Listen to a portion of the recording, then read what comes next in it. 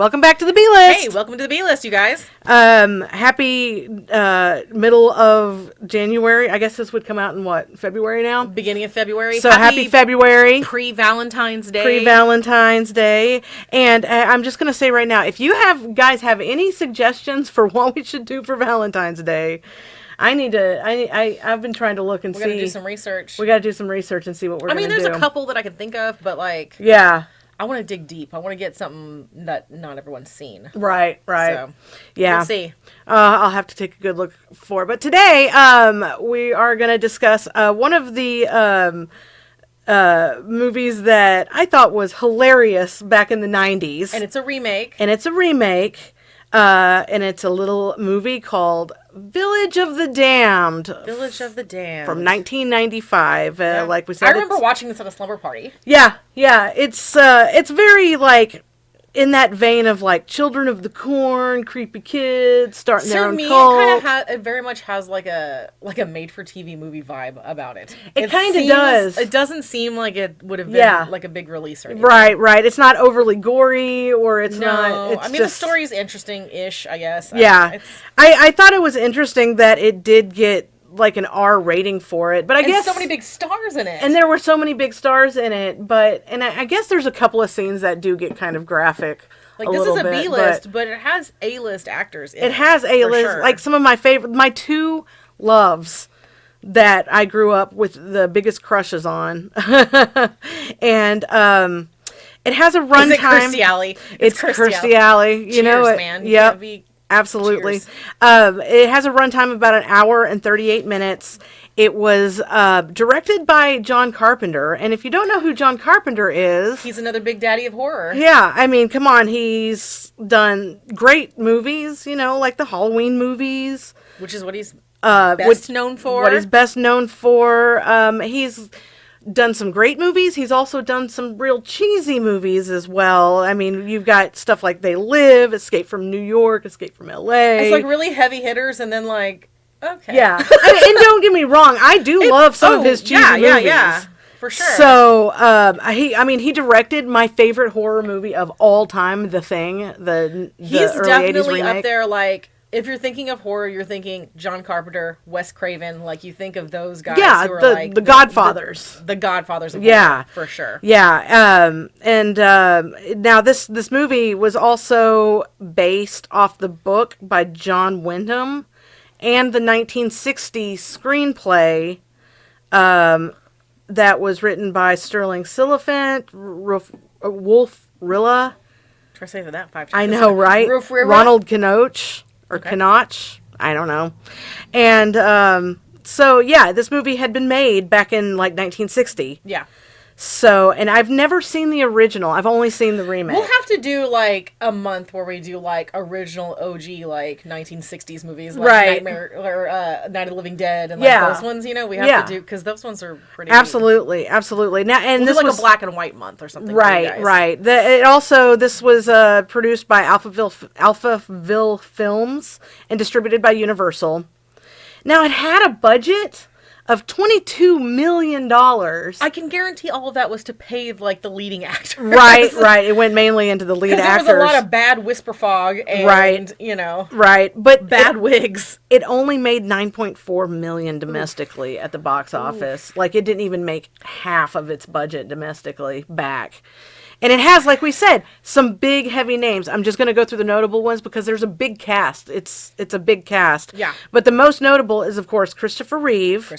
Who plays... May he rest. Yes, may he rest. He plays Dr. Alan Chaffee. A.K.A. Dr. Superman. And he's, of course, known for Superman. Somewhere in Time was my favorite movie with him. I loved that movie.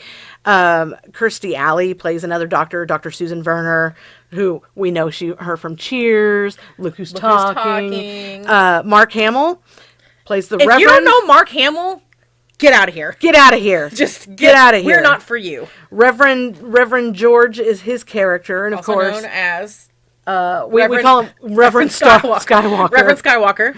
And then also notably Linda Kozlowski plays the character of Jill. I called her Principal Dundee. Yeah, that's what I knew her from, was Crocodile Dundee. Like, I took my notes diligently, as you can see, but the names just escaped me. Yeah. So I was just like, okay. And like I said, Principal Dundee. Yeah. Dr. Superman. Yeah.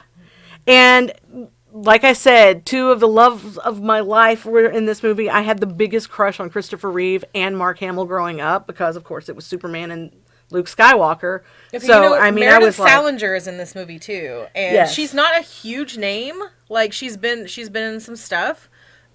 She's famously married to Patton Oswalt. Right. And I psychotically love them on Instagram. They're like the sweetest couple. Right.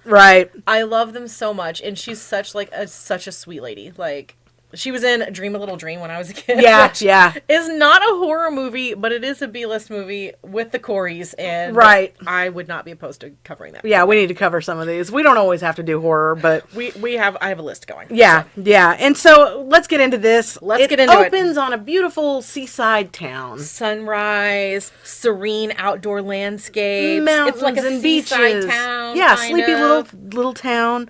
And as we're like going through the landscape, setting up these establishing shots, we hear this whispering. Like a whisper in like a dark fog. Dark fog, kind of. Very much not a real fog. Yeah, Very CGI fog. Very CGI. And it kind of opens up after this to Dr. Superman's house. Dr. Superman and his wife are in bed. They're in bed, and they wake up. He hears this whispering, and he gets up and he asks his wife, "Do you hear that?" Because he has a PhD in doctoring and a minor in listening for fog. So. Right. Well, I mean, I think I think that every good doctor should study. Study the fog, disembodied fog, and whispering. It's gonna come in handy later. So exactly. And he asks her, "Do you hear that?" And he's like, "It sounds like whispering." And she's like, "You're just reading my mind. My thoughts sound like whispers." And you guys. Dr. Superman jumps up and you see him in his little tidy whities. Yeah. Oh my! Gets my 2 minutes into the movie, and we're seeing Christopher Reeve gets in my his little panties. Gets my little 6-year-old memories working there. Oh yeah, Slumber Party. You're rewinding that. Yeah. Ooh, Superman in his undies. And so we kind of see the sleepy town of Midwich. Yep. And it's very still, very quiet. The whispers continue. Yep, it's like moving along the plains, like the American buffalo, just kind of like moving along. Yeah, just kind of establishing our characters. We see Frank and Jill, and they're getting ready for like a town fair. Frank I have is Frank, and then Mrs. Crocodile Dundee or Principal Dundee. So yeah, they're getting ready for like, it's like a school fair cookout type. They never really tell you. They never really tell you what it is. Something to do with the school because there's lots of kids. There's kids. It's just a family town gathering, and Jill is in charge. Principal Dundee is in charge of orchestrating this. Yeah, and she's talking to Frank about like she needs balloons and helium, and we got to get this going. Mm-hmm. And he keeps trying to like light a cigarette, and she's like, "Don't smoke. Stop smoking. Stop smoking." He says, "I'll stop smoking when you get pregnant." Whenever you decide to get pregnant. And so, is she supposed to climb on top of herself and get pregnant? I just decided to do this one day. That's a crappy thing to hold over somebody. Right? Like, I'm only going to quit smoking if you get pregnant. So. Right. And so we're at the little hoedown getting ready. Everybody's bringing their food in. They're setting up the cornhole or whatever. Frank has to go get the helium. Reverend Skywalker gets there with his wife, Sarah. Yep. And, everybody's just kind of getting there and showing up. So you kind of see Barbara, Dr. Superman's wife. Yes. She's showing a house to a couple. Yeah, because she's like a realtor. I guess she's a realtor. This is the only time it's ever mentioned. And so, everybody's just about town doing their thing. Barbara has a hard time in this movie. She's got a real hard time. She has a hard time. Yeah, and then Dr. Allen, he's not going to be able to make it to this. Dr. Allen, a.k.a. Superman. Dr. Superman. He's going to the hospital, which is outside the city limits. That's very important. That's very important. And so so's the helium store. Apparently. Yeah, the helium store is not in this town. Frank and Dr. Superman run into each other, at the helium store.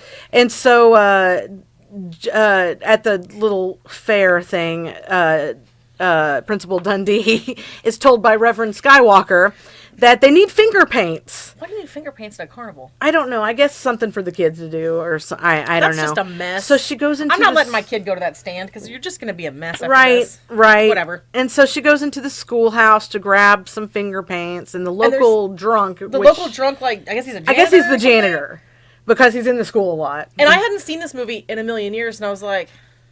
He's just sitting in there getting drunk. This is ominous. Is this drunk guy going to do something to poor Principal Dundee? I know. He's all like hiding in like a corner or whatever. Right. He's sipping on his go-go juice. And then everyone hears this weird noise, right? And then everyone passes out. Yeah, it's like that surge of whispering and everybody... Even the bird in the classroom. Everybody in the entire town, not just at the fair... But, like, in the streets, at home, everyone in the bathroom. Is just passed out. Everybody. And it's kind of cute because the dogs and everything are all just like, they all lay down and pass out. I was like, oh, those poor dogs. Like, who trained all these animals? Because they just act like they went to sleep. They're all laying there with their eyes closed. It's just so cute. And so...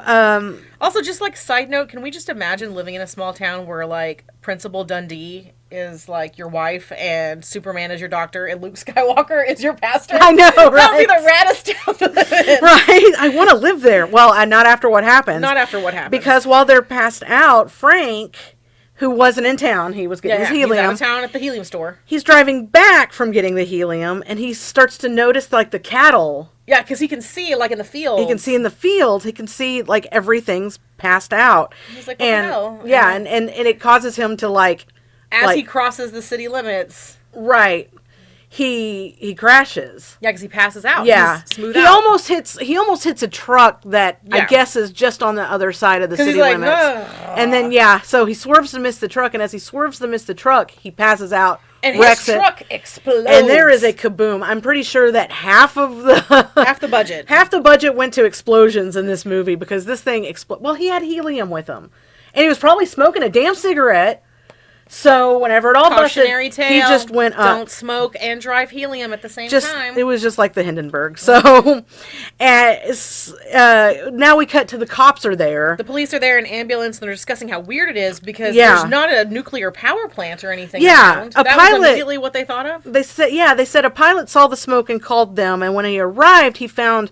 2 of his officers passed out, and you can see them from. And they have drawn like a line, like this is okay where it starts. Yeah, there's a clear boundary where it happens, and so. And then Kirstie Alley's here, and she's a Fed doctor. I guess that's that's what he calls her. She's like a hotshot epidemiologist, is what she is, and she's been called in to look at this, and she's standing on the outside of the border. And then Dr. Superman drives up, and he's informed like what's kind of happening, and they're telling him like you're lucky you weren't in town today. Because he said even Kirstie Alley doesn't know what's happening over here. Nobody knows what's happening. And he's like, and we can't explain it. We don't think it's gas. We don't think it's chemical. There's no plants. There's no nuclear plants. There's nothing here that would cause that. And so they sent like the rookie cop, little scrawny guy, and like a gas mask and gas mask and stuff, and they tie a rope to him and send him into the town border. Immediately passes out. And he immediately passes out. So they drag him back. They literally drag him back. And he wakes up, and so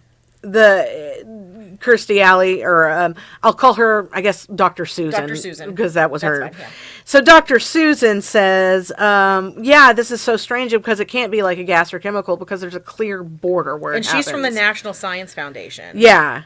And it's a stationary event that's happening. They get clear boundaries. They can They can see where it happens. And then she meets Dr. Superman and they introduce and everything. And he recognizes Frank's truck. Yeah, and he recognizes Frank's truck. How? I have no idea because it has explosions. Yeah.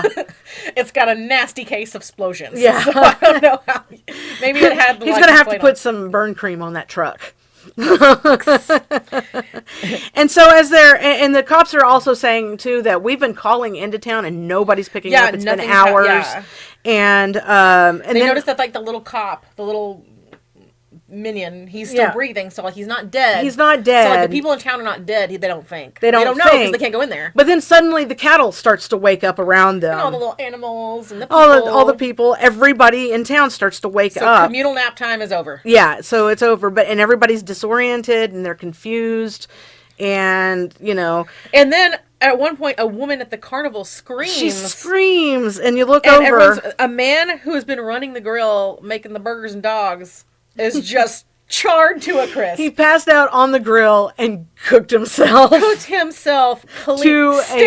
up. I don't even know if this guy got a character name or not. He was just the cook at the cookout. And I have no clue how one stands up and passes out, doesn't move, and just flame broils themselves to a charred crisp. We don't know why they passed out because there's no flames. There wasn't any flames. I guess it was it burned itself out. It was a low and slow kind of thing. I bet he's tender. Ooh, that meat is juicy. Fall off the bone. Okay.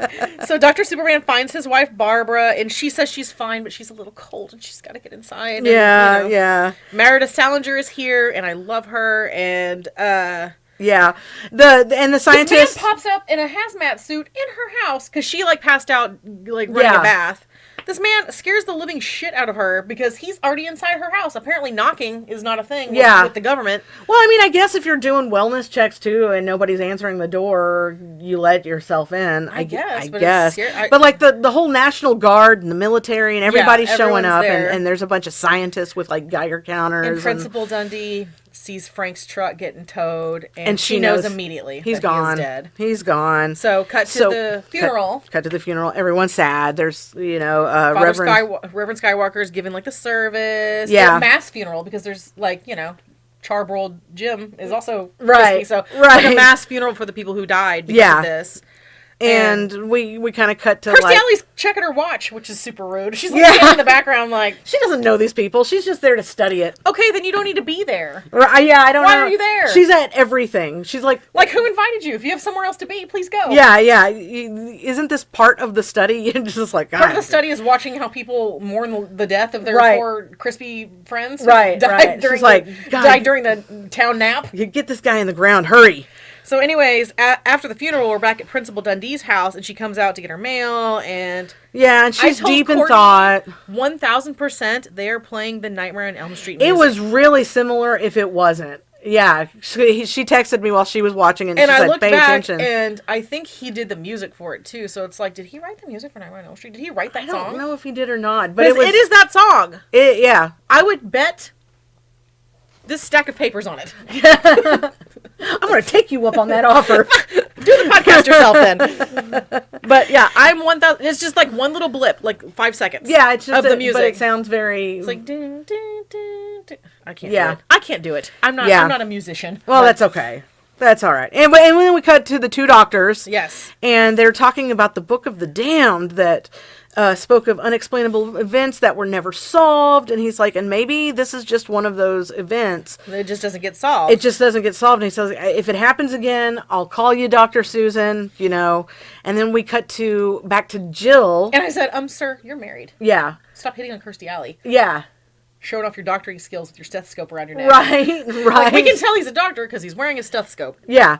And so we cut back to Jill or Principal Dundee. Principal Dundee, and she's feeling so nauseous. And then we cut back to Dr. Superman, and he's testing a patient, or he's talking to a patient too, and he's like, "You're pregnant," and she's like, "Nah, it's a bug," because all these people are like, "I can't be."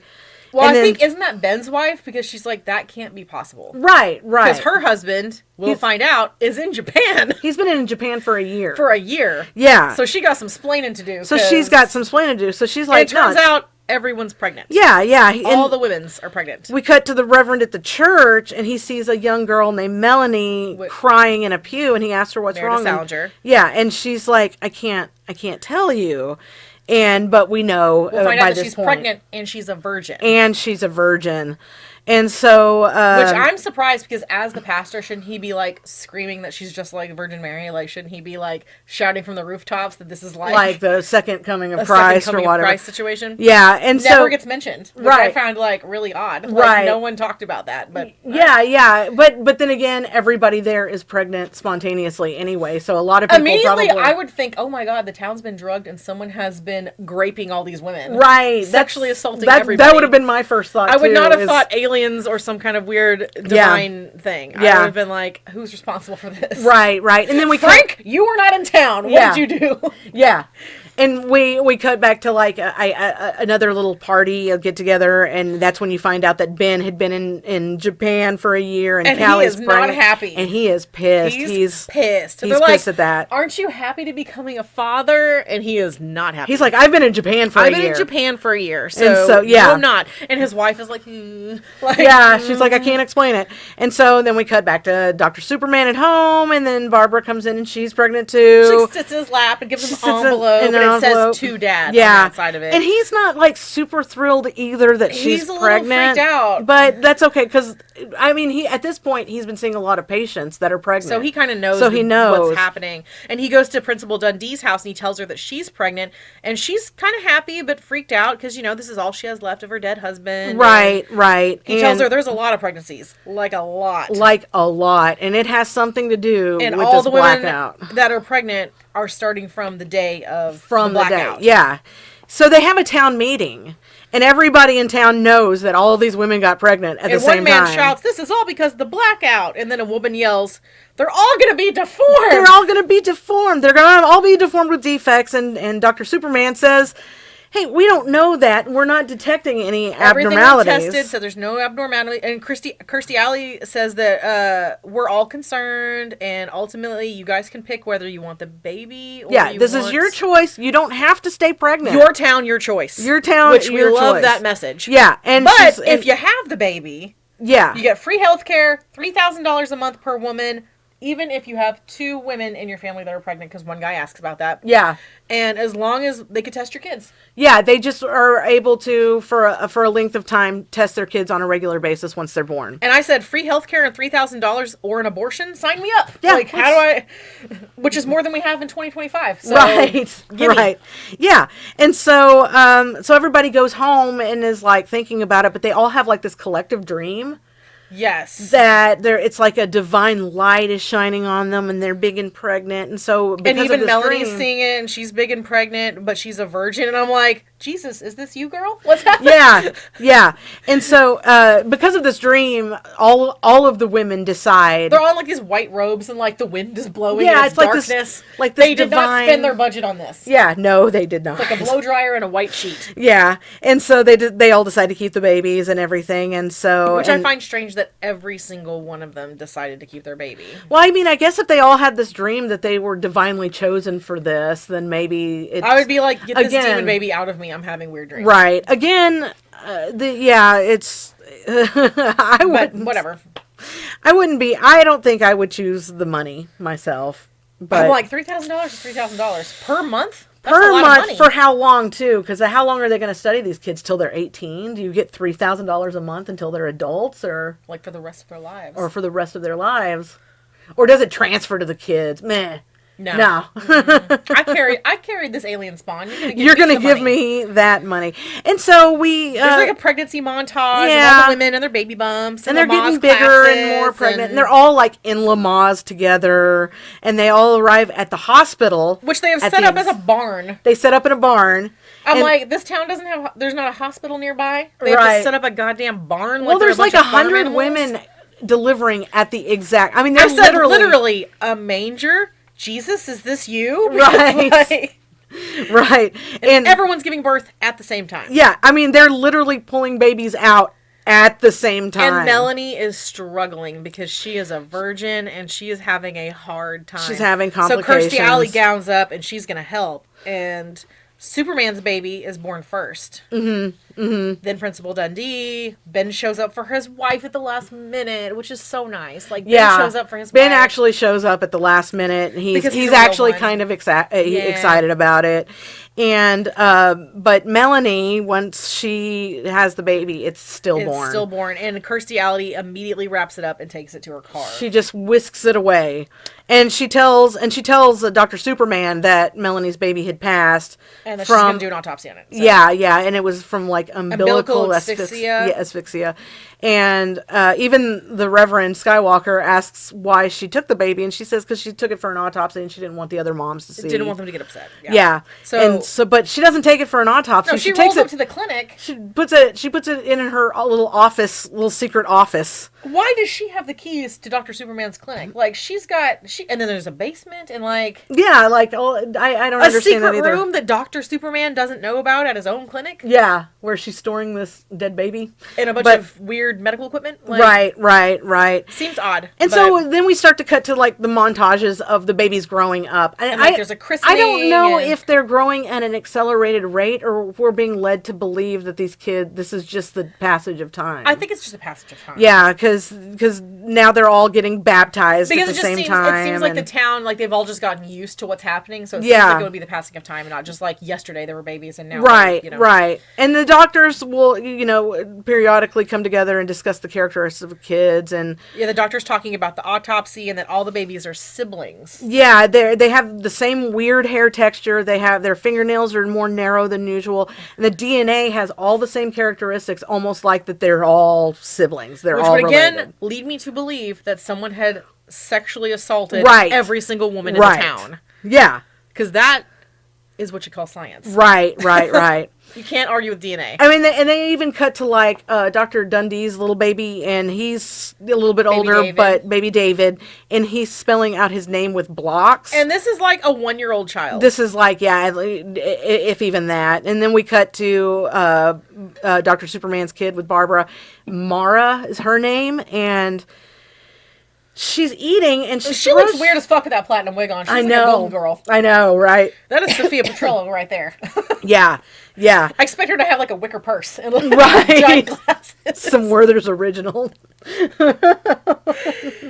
So she throws her soup down, and like her eyes are glowing like bright green. Yeah, and Barbara's like, "What's wrong? Is your soup too hot?" And you can tell like telekinetically something's happening. And so and she's angry. The kid's angry, and so she, I guess, uses this mind control on her mom to force Barbara to stick her hand in the boiling soup. And she is screaming, and she cannot move her hand.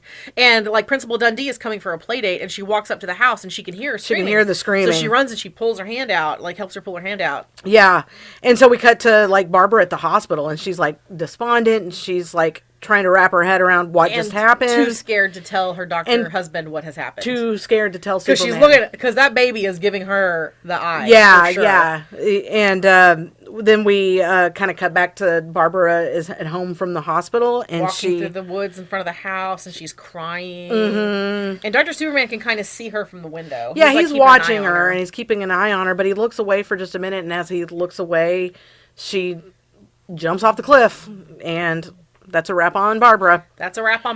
And at this point, it's kind of, that these kids have got these like super psychic Barbara powers. At that point, she knew something was wrong. She knows. I don't know if she voluntarily jumped or if that baby. It kept showing close-ups of the baby looking evil while she was doing it. So I'm gonna assume. I think because she knew something was wrong when her hand got burned, the baby was like, "You gotta go. You know too much. We gotta get you out of here." So then we cut to Dr. Susan telling a group of scientists that the kids are getting older and they're interacting with the community more. And now there's like this big uptick in accidents and suicides. Yes. And it's probably related to these kids, even though there's no actual like violent physical content. They have some kind of powers. But they have something. And people are just dying around these kids. They need to be studied. And she also has revealed at this point that Dr. Superman had left the program. Yeah, he's and she's trying to get him to come back. Yeah. And mentions that out of these kids, his daughter is the leader. His daughter Mara is the leader. She was born first. So she was born first. She's the leader of all this. So, and they were like, yeah, he probably has his hands full. And she's like, well, these kids are developing powers and we need to keep studying them. So you need to give me more grant money. So she's basically just trying to get money to keep studying these kids at this point. Yeah. And so cut to the town and it's like super quiet. Yeah, the town is dead. It's more run down. It's more abandoned. Run down cars and stuff. Yeah. And then you see all the children walking together with their crazy white blonde hair. Yeah, they all have monochrome outfits. Yeah, same haircut, same hair color, and they're paired up. Yeah, pair. One boy and one girl to every one, except baby David. Who walks behind them without a partner. And they're all going to the clinic where they're going to meet Kirstie Alley. Yeah, and so they approach Dr. Kirstie here and tell her that she always tries to hide her thoughts. You're trying to hide your thoughts from us. Yeah, and they ask her why she speaks some thoughts but not others, and she tells them, well, and she warns her, we can see everything. Yeah, she said, we can see everything, and Dr. Kirstie Alley is smoking in the building. Yeah, she smokes everywhere. She smokes at the hospital. Girl, you're smoking in the medical clinic. I know. I know it was 1995. At one point, she's smoking in a doorway, and right behind her is a no smoking sign.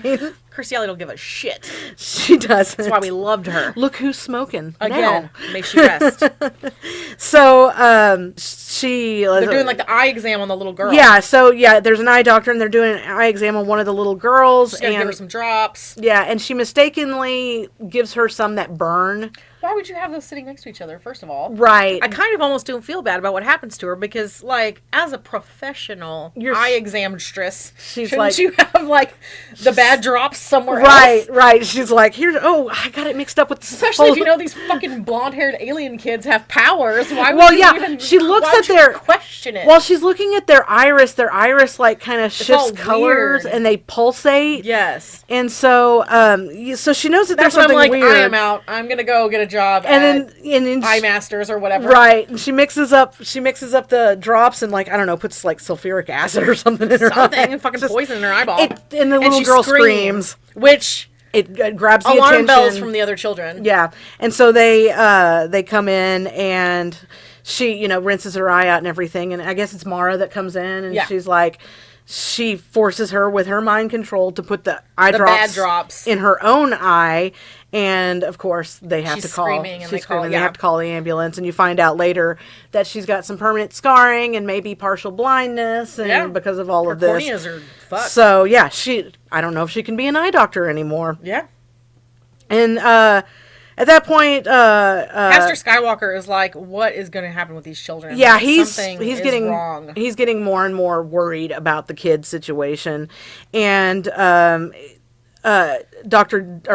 Principal Dundee approaches Dr. Superman, and he says, and she's like, these kids can't be taught in school with the regular kids. Right, because they're upsetting the normal children. They're upsetting them. They learn differently. Can you teach them? Because they seem to respect you more than anybody else.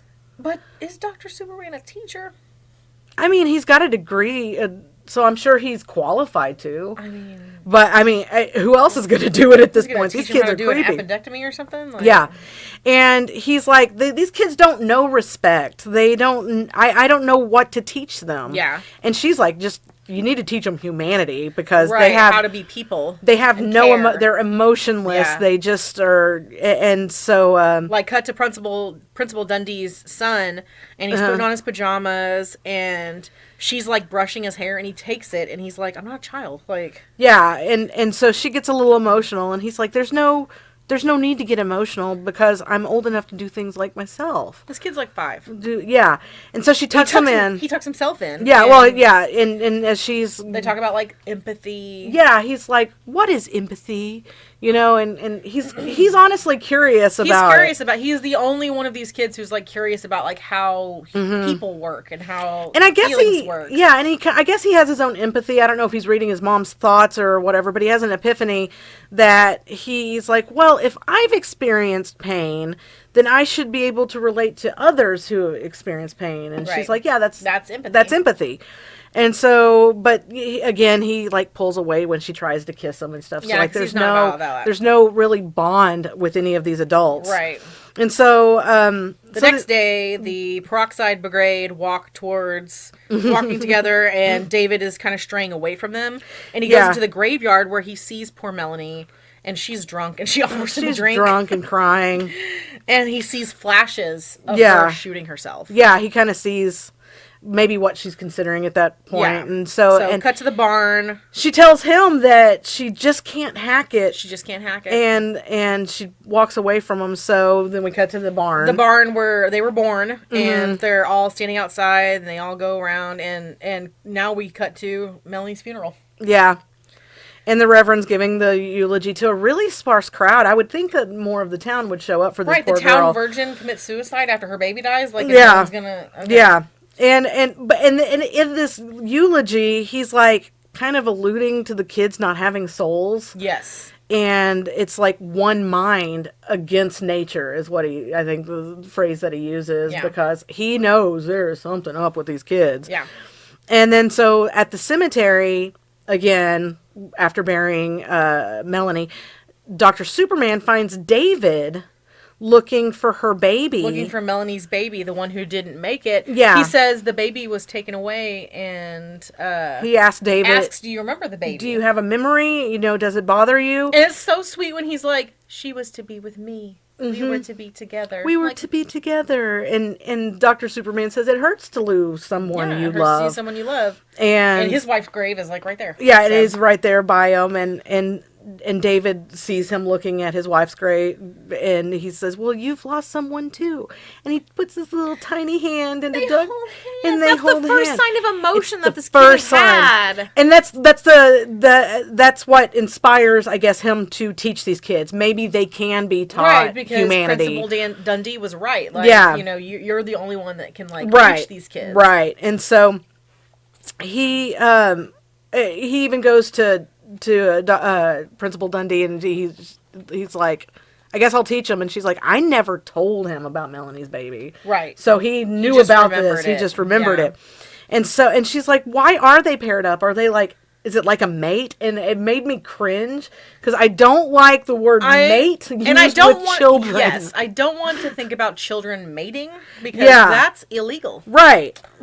But I guess that's what, they were just these weird, I guess, sentient beings put inside these women, so they were already destined to be mated together. Right, they knew before they were ever. They have a mission of some sort. Very much like Bella Swan's baby in Twilight. Yeah. Right. Anyways, so Superman starts teaching these kids, and his own kid Mara is a smug little know-it-all. She's a little bitch, and I'll tell you what, she acted like that in front of the class. I know. Time out. I know, right? And so while he's teaching them, he's called to the office, and he's like, "Okay, pull out your encyclopedias," and they just pull. They already know because he didn't even get the sentence finished, and they're already they're already pulling it out and starting to read it. Start reading, and the creepy janitor comes in. Yeah, the town drunk comes in. And he tells them, "I know your game." And he sounds like he's doing a bad, Sling Blade impersonation. Yeah, he's like, he does, yeah. Mustard and biscuits, I know what you're I like them French fried taters. I know your game. And so he says, I've been watching you. Yeah, he says, I've been watching you, and one of these days, someone's going to take a gun to the roof and start picking you off one by one. And in the midst of all this, he's poking his broom at them. Yes, he's brooming these children. He's brooming them. And he accidentally hits one of them in the face with the broom, which they don't like. Just like the eye doctor, I don't feel too bad about this. Right. I don't like that either. So, I don't like how he's threatening to pick off children with a shotgun. Right. And beat them with broom. They all get green-eyed, and they force him out of the classroom. Yeah, he's like, what are you going to do about it? Going backwards up a ladder, which, kudos. Yeah, I mean, good. I hope a lot of the budget went to training this man to walk backwards up a ladder. Right, because he did it. I can't even go forwards up a ladder. Right. And he takes the broom, and he impales himself when he jumps. He jumps and impales himself with his dull-ass broom onto Dr. Superman's car, I guess. Yeah, it is. One of the cars. And the doc checks his pulse to make sure if he's dead. Check his pulse. Yeah, took a broom to the chest. And the kids just walk away. They file away slowly. Yeah, while Superman and Dundee is all just watching in disbelief. Right. And so we cut to Dr. Superman's house, and he's looking at pictures of his wife and the card. And Mara comes in and tells him there's going to be some changes, and then leaves. I would be like, you know what? You're getting paddled. Yeah, we're get over here. Shit out of you. Get out of here. And he's like, what the fuck? Yeah. And so that Superman goes to Dundee and he says, hey, what are these kids? Yeah. What's happening? These kids are causing this trouble, and my kid is involved. My kid's the leader. So who are they? And he doesn't go to Dundee. He goes to Dr. Susan. Dr. Susan. Dr. Susan, yeah. And she tells him that they are not the only ones in Australia. She said, Turkey and Alaska. I thought that this was some sort of mutation or jump in evolution where they all share consciousness, but I can't explain the blackouts or the pregnancies. She's like, maybe it's aliens, maybe it's the government. Yeah, and so she says this has happened in a town in Australia where 30 infants were born in a day, but they all died 10 hours later. Yeah. And then there was another place in Alaska where 10 were born in a single day, and another town in the Middle East, I think, where 20 were born, and they were all remote towns, and they all experienced blackouts and got pregnant at the same time. And then she reveals that out of all of these theories, if it's governments or whatever like that, she's like, I think it's just artificial implantation by something else looking for hosts. Yeah. And then she takes him to the room in the basement. Yeah, where the secret room that he didn't know about in his own office. Where Melanie's fetus is. Yeah, and that's where you see. And it's it like is an alien. It's a classic 1,000%. Yeah, classic. It looks like big-eyed, a Michelin Man alien. With lots of, it's a floofy. It's a floofy dead baby alien. Yeah, and he's shocked by it. And she tells him, but you can't think about this. Do not think about this. We cannot tell the children. Because the children will know that you know. And which I feel puts him in a really bad spot. He's pissed because he's like, why didn't you tell us about this? How am I not supposed to think about this? Yeah. And so... Am I going to die? Like, what?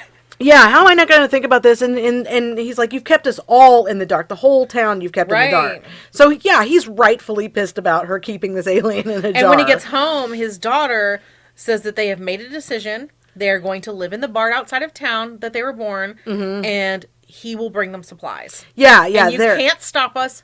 Don't even try. The decision has been made.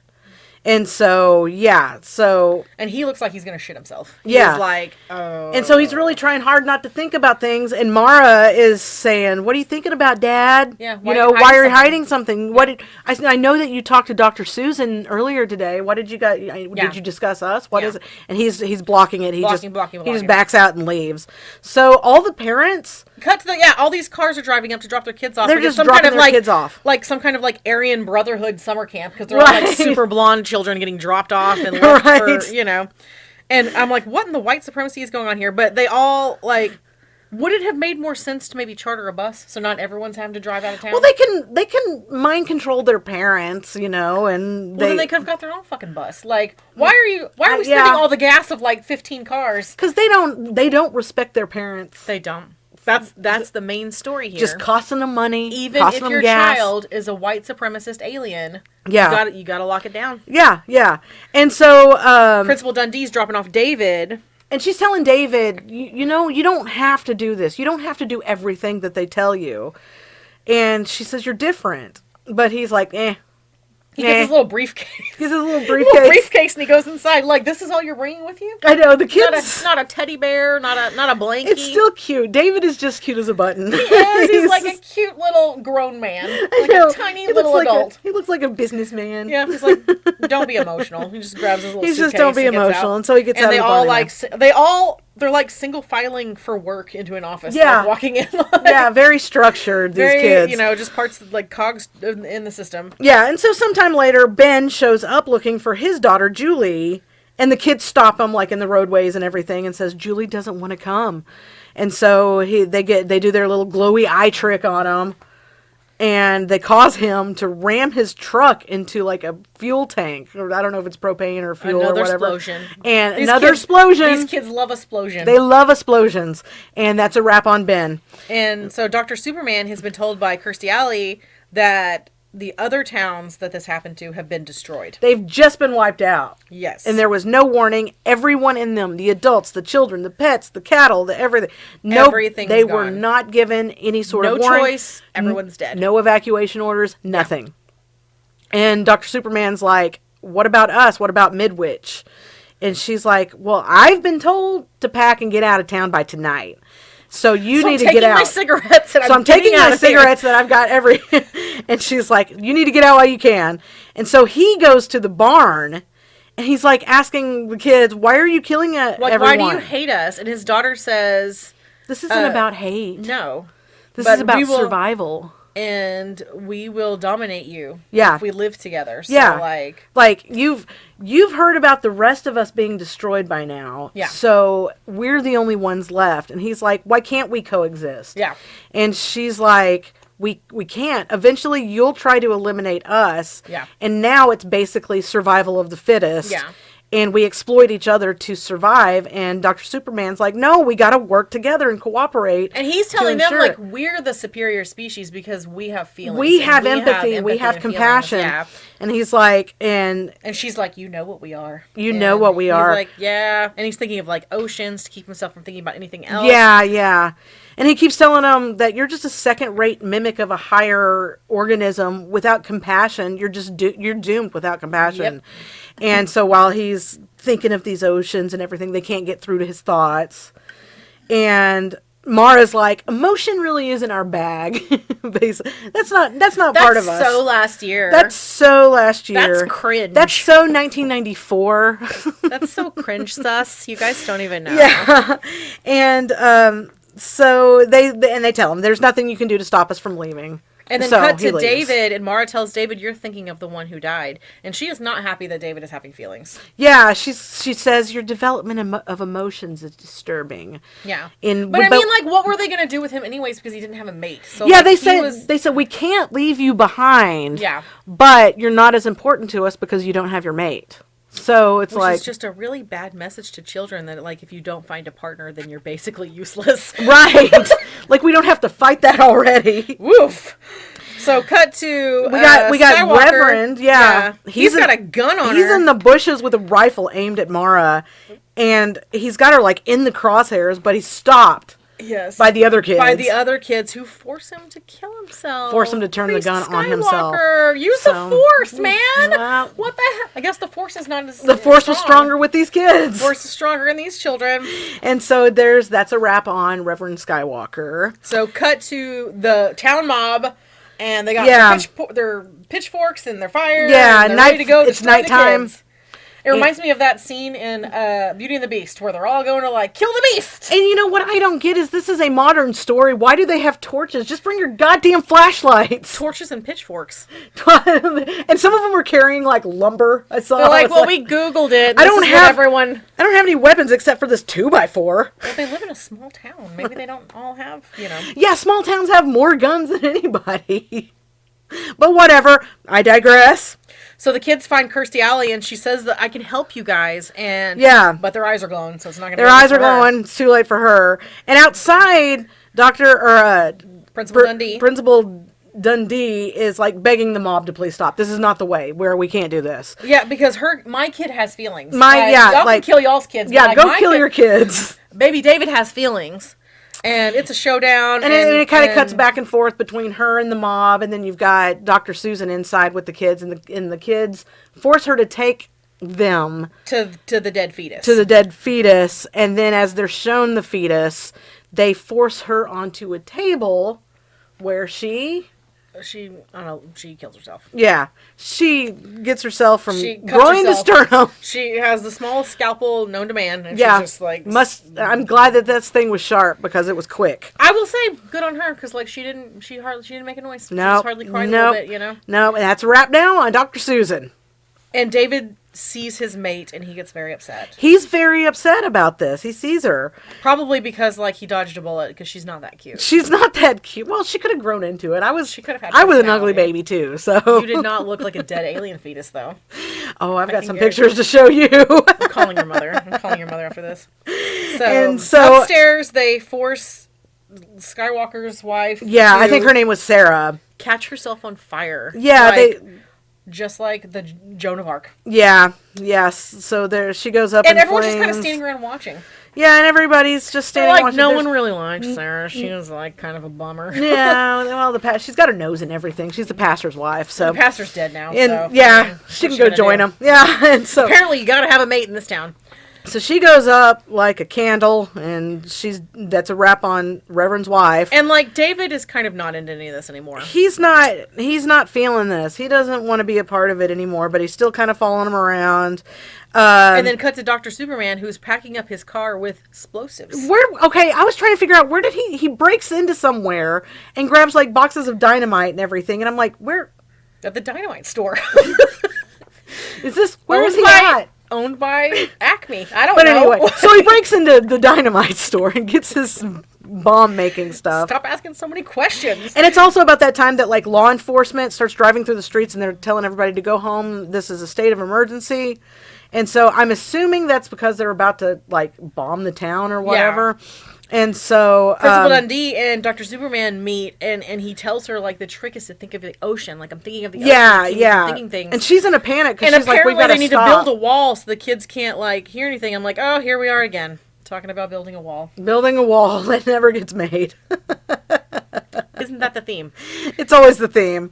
And so he locks her in her office to keep her safe because he's going to go, like... She wants to go to the barn, and he's telling her it's not safe at the barn. So he locks her in there.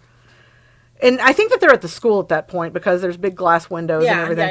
Yeah, and so he locks her, and then he takes off. So, and she's yelling. And right before he leaves, though, he grabs her and kisses her. And then he's out the door. Her husband just died. Your wife just died. Yeah, it's... Have you guys been carrying on like a little thing going on? I don't know. Does Crocodile Dundee know about this? Or is he, I don't know. He's been in Australia for a year. He's been in Australia. So then, like, cut to the kids. They're all sitting at their desks, like, very uncomfortably. And I'm like, wow, not a beanbag chair, like a coloring book in sight. This is just like the saddest looking school. They're just sitting there waiting for their plans. Waiting for him to come. And the popo shows up. Because they think he's coming with supplies. Because they very clearly told him, go get us some supplies. And so the cops pull up on the barn. And everyone but David comes out to meet them, and they do their little eye magic thing, and one cop shoots another cop, and then they're all just blasting. And then they all start shooting each other. There's explosions everywhere. Exploding cars, exploding buses. It's a bloodbath. They just turn the guns on each other. And David is scared, and his mom grabs keys from a charred corpse and then takes off to go get her keys. Yeah, he grabs she grabs Sarah's keys. She's like, I'm so sorry. But I've kind of always liked your Subaru. I'm going to borrow Yeah, I'm going to get that out back. so sorry. I'm so sorry. You can't use so she starts heading up to the bar, the barn, and the bar. We're all just like, oh, she's like, I got to get a drink. I got to get a fucking drink before I do this. So, but yeah, the kids are staying cool as a cucumber like they always do. And then, and the military even shows up with like helicopters. Yes. But it's no match for these kids. Dr. Superman pulls up to the carnage and he sets an alarm on explosives and goes inside to get the kids. And there's while he pulls up and there's just bodies everywhere. Yes. And I would just be like, meh, and like drive away. Right. And he takes the bomb into the barn with him and in his like doctor bag. And he's trying not to think about it. He's thinking of like a literal brick wall. Brick wall. And so the kids can't see his thoughts or anything. And he keeps nervously looking up at the timer. And he's like, I need my notebook from my car. David, go get my notebook from my car. He's trying to save David. He's like, David, can you go to my car and get my notebook? His daughter's like, no, stop it. Yeah, Mara's like, no, that's not what we're doing. She's like, I can't see what you're thinking. What's happening here? And they're like, why do you keep watching the clock? Because he knows the timer's about to go off on his little bomb. So like Principal Dundee pulls up in her like stolen hoopty, and the kids are mad that they can't see his thoughts. And Principal Dundee quietly sneaks in because she's like, gotta get David. Yeah, she quietly sneaks in, and then she grabs him, but they catch her. The kids see her, yeah. And he's they turn on their glow eyes. Yeah, but he doesn't want any part of this because he loves his mom, and so he attacks Mara and pushes everybody down and everything, and creates a distraction. And we see Christopher Reeve in his peak acting skills trying to fight the thoughts. It is he's like he's really struggling at this point. Those thoughts. And so that and the bomb is about to go off. You can see it like 15 seconds, 10 seconds. I mean, it's like about to go off. And just as they break through his thoughts, he tells David and Jill, or like you guys, Principal Dundee, he tells them to run, and so they run, and they get out of the barn just in time. They break through his thoughts just when the timer hits zero. It's too late, and then there's a huge explosion. And Dundee and David take cover by the stolen hoopty, and then she drives away with David, and she's like, "We're gonna go somewhere where nobody knows us." And he looks out the window. The end. This movie was not, it was not great, but, I hate how when the endings are just so, like, abrupt, and, like... They're just abrupt. Like, and then nothing. And then nothing. Like... And then the end. Yeah. Yeah. And you're like... Like, you just witnessed... You know what would have been great is if his eyes would have glowed at the end. Yeah. That would have been something. Awesome. Like, yeah. But he's just kind of... Because he's still got a little evil in him or something, you know? Yeah, but he's just kind of sad and looking out the window. Yeah. And that's one of the reasons that I kind of earmark these as our bad movies, is because there's not really any closure with it. There's no like, ooh, it's not over yet, like a cliffhanger type ending. There's like nothing there. They just like drive a murderer away. getting back up or something. Yeah, you know, like they just drive away. Or like if he looks out the window and then like Dr. Superman's kid is just standing there staring at him like she survived. Like she survived, awesome. or the kid survived the explosion. But again, like that, I haven't seen the original, so like I'm wondering what that one. I mean, assuming it's similar, but like I want to see what that one. Right. Now I have a little bit of trivia about this movie too. Hit me. This was the last feature film that Christopher Reeves starred in before his accident. I loved him so much. He like I said, he was. I had the biggest crush on him, dude.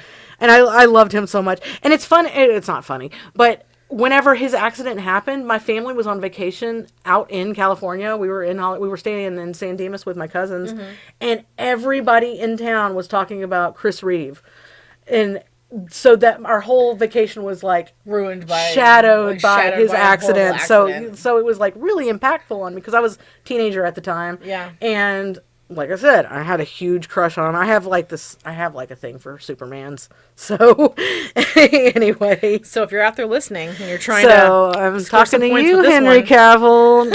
Anyway, you listen to the pod. I know you just had a baby, but I've raised another man's kid before, so she's not opposed. I'm not opposed. Anyway, so the book by John Wyndham, which the story is based on, is not called The Village of the Damned. It's called The Midwich Cuckoos. That sounds like a Dr. Seuss book. Yeah. And here's another thing that I thought us as hairstylists was interesting. None of those kids were wearing wigs.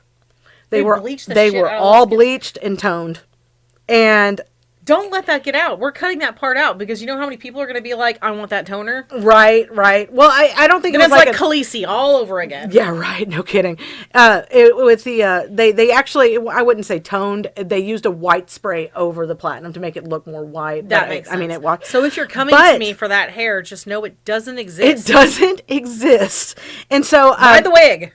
And also, they tore up the kid's hair so bad that it ended up looking wiggy anyway. Yeah, it was just blown out. Yeah.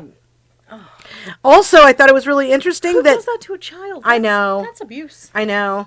It probably was just easier to get them going. Bleach on the scalp hurts. I would just throw a wig on it. It looks like shit anyway. You would think. I don't know. Maybe. Well, I mean, they ran out of budget for these explosions everywhere.